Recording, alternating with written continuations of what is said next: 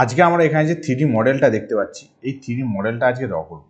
তো এই 3D মডেলটা কীভাবে খুব সহজে ড্র করবো সেটা তোমাদের আজকে বলে দেবো। তো আমি তন্ময় আছি তোমাদের সাথে, আর তোমরা আছো আমার চ্যানেল tgsstudy-তে। তো চলো তাহলে আজকে ভিডিও শুরু করি।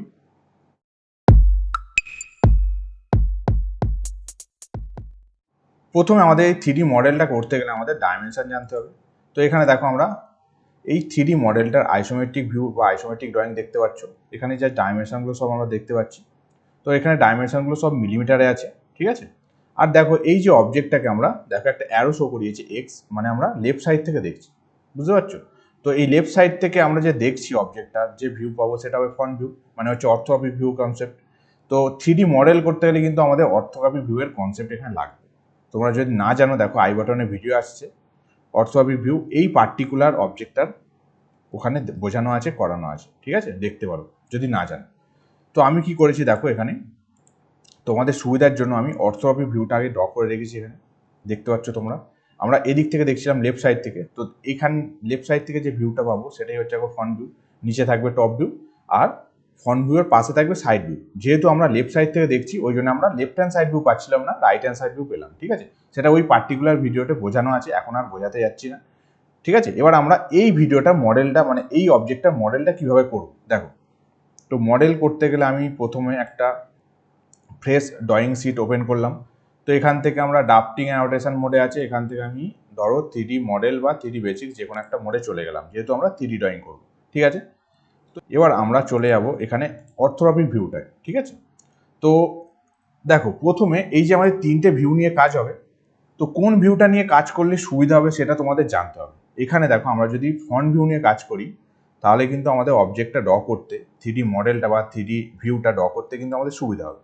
তো প্রথমে আমি দেখো আমি এখান থেকে আমি কিছু লেয়ার, এটা লেয়ারে করা আছে, লেয়ার অফ করলাম। ধরো সেন্টার লাইনের যে লেয়ার সেটা অফ করলাম, আর এখানে ধরো প্রজেকশনের যে লেয়ার অফ করে দিলাম, ঠিক আছে। তো এখানে একটা জিনিস মাথায় রাখবে, আমরা ফ্রন্ট ভিউ দেখো এখান থেকে আমি কপি করছি, বুঝতে পারছো।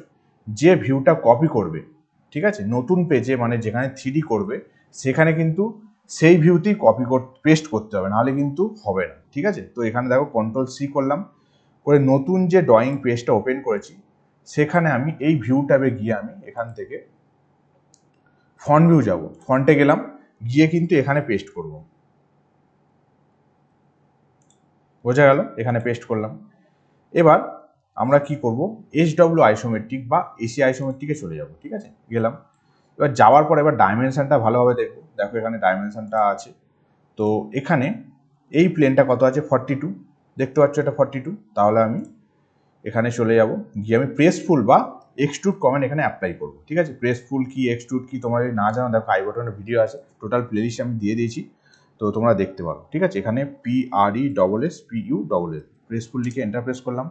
তাহলে এখান থেকে আমরা 42 যাব, তাই তো 42, আরেকবার দেখে নিই 42 ছিল, আচ্ছা 42, ঠিক আছে, অসুবিধা নেই। এগেন একইভাবে এই প্লেনটাও 42 ডিস্টেন্সে আমাকে যেতে হবে। তো আমি 42 যাব, এখানে এই প্লেনটা আমি 40 এখানে করব প্রেসফুল, একইভাবে PRESSPU প্রেসফুল লিখে এন্টার প্রেস করলাম। এই প্লেনটা, ঠিক আছে, পার্টিকুলার এই প্লেনটা আমি 42 ডিস্টেন্সে চলে গেলাম, ঠিক আছে। এবার এখানে দেখো তোমরা ঠিকঠাক বুঝতে পারছো না কেন, আমার ভিজুয়াল স্টাইলটা এখান থেকে চেঞ্জ যদি করি, ধরো এখানে কনসেপচুয়াল বা সেটস উইথ গ্রে যদি করি বা সেটস, হ্যাঁ ঠিক আছে, এবার বুঝতে পারছো, ঠিক আছে। এবার এখানে আছে কি, এখানে একটা সার্কেল আছে, মানে হোল আছে এখানে, আর টোটাল শেপটা একটা ইলিপস আছে, তাই তো। দেখো যদি এখানে তোমরা ফাইনাল অবজেক্টটা দেখো, বুঝতে পারছো। তো আমি এগেন চলে যাব কোথায়, এগেন আমি অর্থোগ্রাফিক ভিউতে চলে যাব, ঠিক আছে।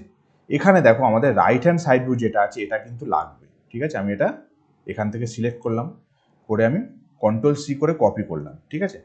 করে আমি ওই পেজে 3D যেখানে করছিলাম ওই পেজে গিয়ে আমরা রাইট হ্যান্ড সাইড ভিউতে চলে যাব, মানে রাইটে যাব, ঠিক আছে। গিয়ে আমি পাশে প্রথমে পেস্ট করি। এবার এই যে ভিউটা আমি এখানে নিয়ে আসবো, আমি এগেন SE আইসোমেট্রিকে চলে গেলাম, ঠিক আছে। এটাকে এইভাবে কপি করতে পারি,